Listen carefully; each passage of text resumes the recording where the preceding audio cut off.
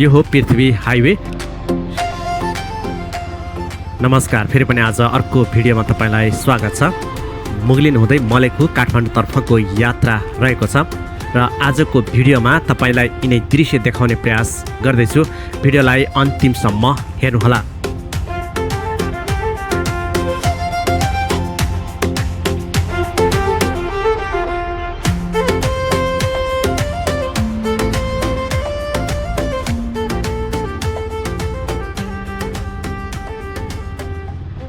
यो हो पृथ्वी हाइवे र यति बेला यो दृश्य देखिराख्नु भएको छ।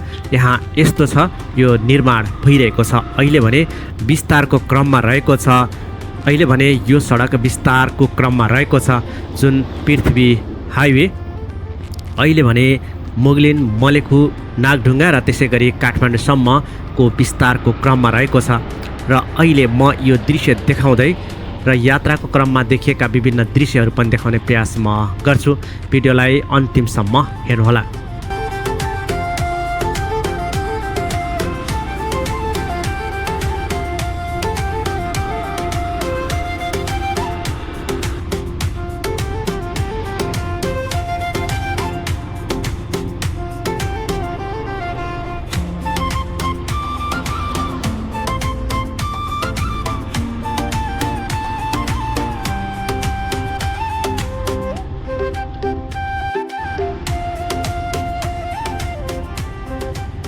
अहिले तपाईले यो देखिराख्नु भएको छ, यो पृथ्वी राजमार्ग हो र पृथ्वी राजमार्गको यात्राको क्रममा देखिएका विभिन्न दृश्य देखाउने प्रयास म गर्दैछु।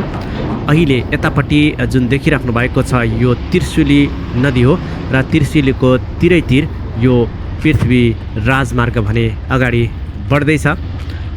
यसरी अहिले भने जुन देखिराख्नु भएको छ यो अवस्था, यो हालत जुन छ यो राजमार्गको, यसरी यो चाहिँ विस्तार हुने क्रममा रहेको छ र पानी परेपछि झन्डै यो चाहिँ हिलाम्य यसरी देख्न सकिन्छ।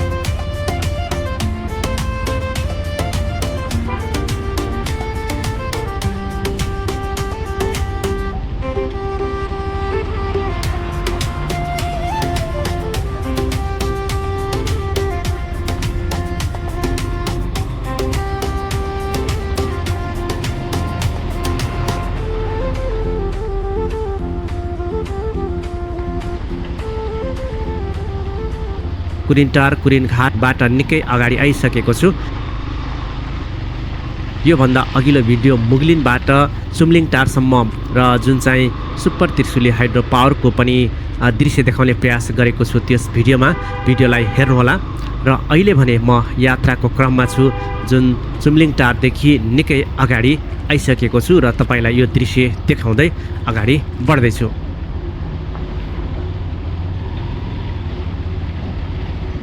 र यतापट्टि जुन तपाईले देखिराख्नु भएको छ यसरी ब्लक लगाएको छ साइडमा, यो चाहिँ र यो ब्लकभन्दा उतापट्टि लेफ्टतिर भने त्रिशुली नदी हो र अहिले भने यो सडक चाहिँ यसरी देख्न सक्नुहुन्छ।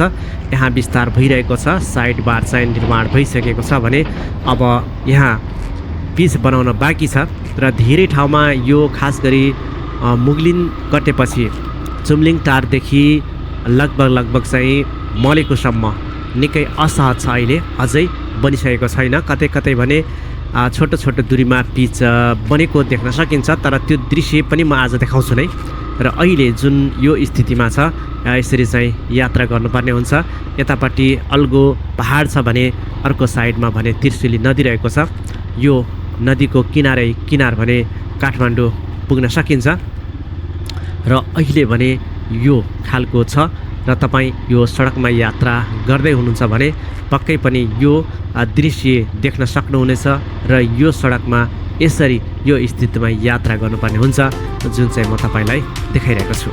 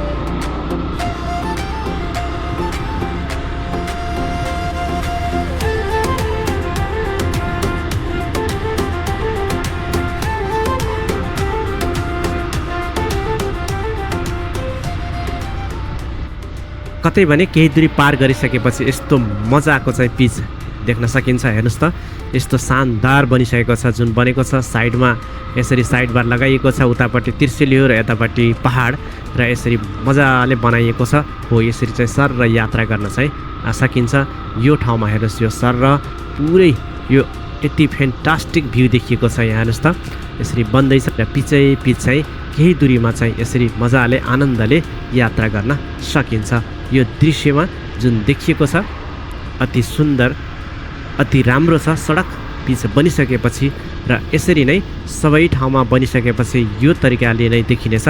जुन हेर्नुहोस् त कति राम्रो टर्निङ छ, मजाको छ अनि फराकिलो छ। तीनवटा गाडी मजाले अड्छ। मलाई लाग्छ यहाँ 3 लेनको हुनुपर्छ किनकि यहाँ अलि साँगुरो छ पहाड भएको ठाउँमा। र यसरी यतापट्टि त्रिशुली बग्दै आएको छ काठमाडौँ तर्फबाट र म भने काठमाडौँ तर्फ लाग्दैछु।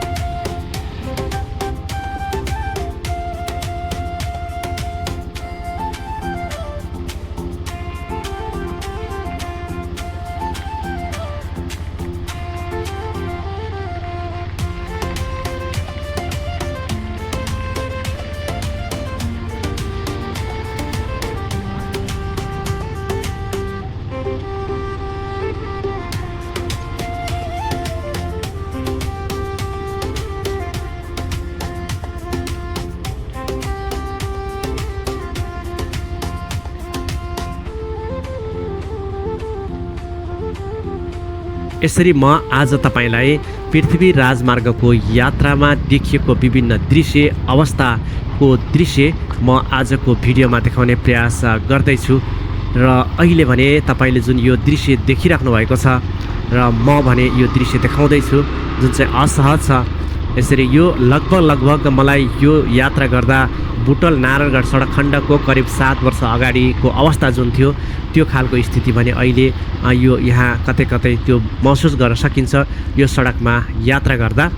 र यो सडकमा भने प्राय गरी चाहिँ पहिरो जाने जस्ता चाहिँ अति पहिरोग्रस्त क्षेत्र हो यो।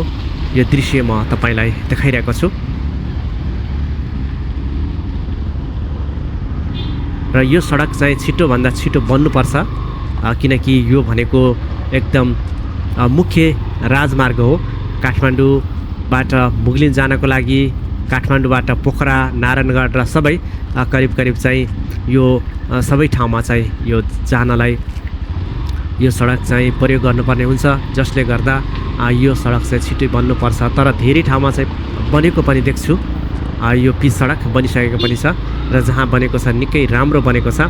यी ठाउँहरूमा भने अझै बन्न बाँकी छ।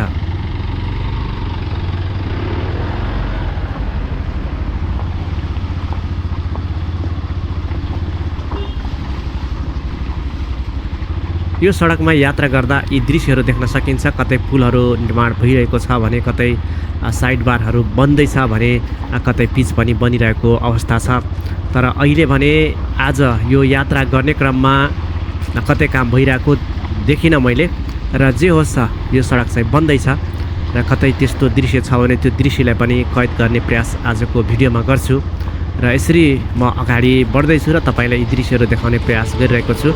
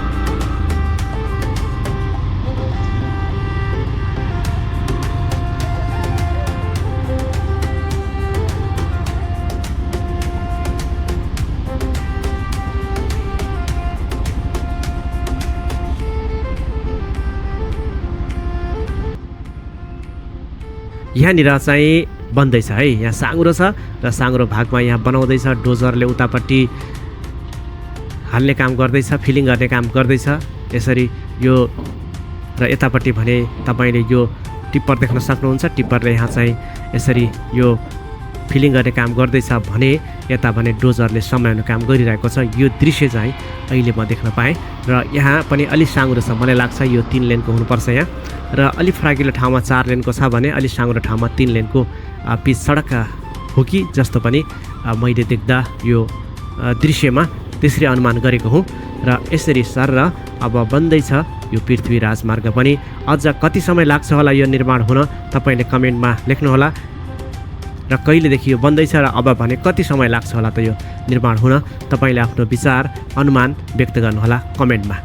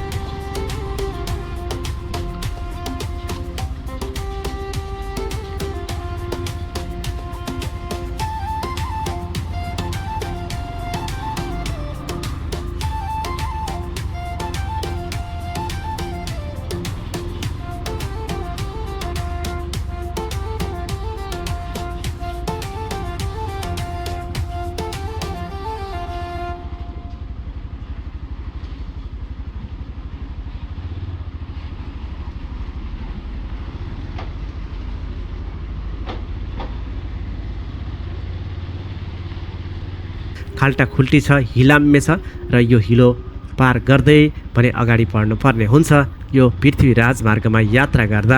यति बेला खास गरी मुगलिन मलेकु सडक खण्डको यो दृश्य म तपाईँलाई देखाउने प्रयास आजको भिडियोमा गर्दैछु। हेर्नुहोस् यो हिल्लै हिलो छ यहाँ र यसरी हिलो हिलो यात्रा गर्नुपर्ने हुन्छ। ल हेर्नुहोस् कति असहज छ। बर्खामा पानी धेरै पऱ्यो भने झन् यहाँ गाह्रो हुन्छ। अहिले भने यसरी पानी परेको छैन, त्यही पनि यस्तो हिलामे छ र पानी पऱ्यो भने झन् असहज हुन्छ होला। जे होस् यो सडकमा यदि तपाईँ यात्रा गर्दै हुनुहुन्छ, गरिसक्नु भएको छ भने आफ्नो अनुभव सेयर गर्नुहोला र कमेन्टमा लेख्न भने नभुल्नुहोला। र यो पृथ्वी राजमार्ग यात्रा गर्दा अर्थात् काठमाडौँ जाँदै गर्दाको र काठमाडौँबाट आउँदै गर्दाको यो सडकमा भोगेको भोगाइहरू पनि तपाईँले सेयर गर्नुहोला, कमेन्टमा लेख्नुहोला। जुन दृश्य म तपाईँलाई देखाइरहेको छु, आज म पनि यो हिलोमा यात्रा गर्दैछु। यो सडक नबन्नुन्जेलसम्म यस्तै तरिकाले यो हिलोमा यात्रा गर्नुपर्ने हुन्छ। हेर्नुहोस् यहाँ खाल्टा खल्टी छ, हिलो छ र अनि यस्तो अवस्था छ पृथ्वी राजमार्गको।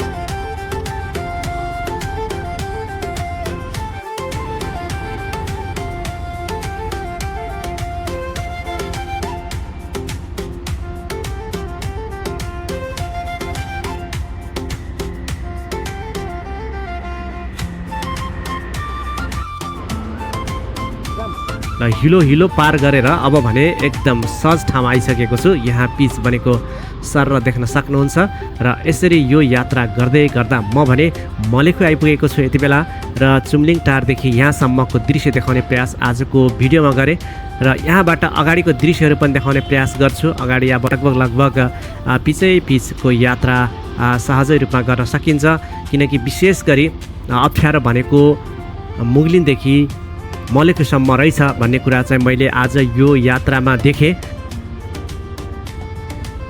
मलेखुबाट अगाडितर्फ केही चाहिँ अझै छ र त्यसपछि भने पिच काठमाडौँसम्म यात्रा गर्न सकिन्छ।